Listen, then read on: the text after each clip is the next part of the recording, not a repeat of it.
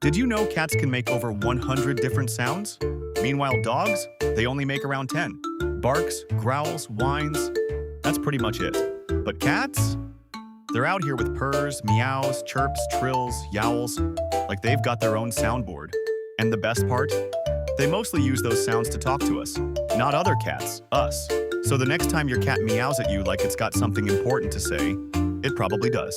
Or it just wants snacks. Either way, that little furball is more of a chatterbox than your dog. No offense, Rover.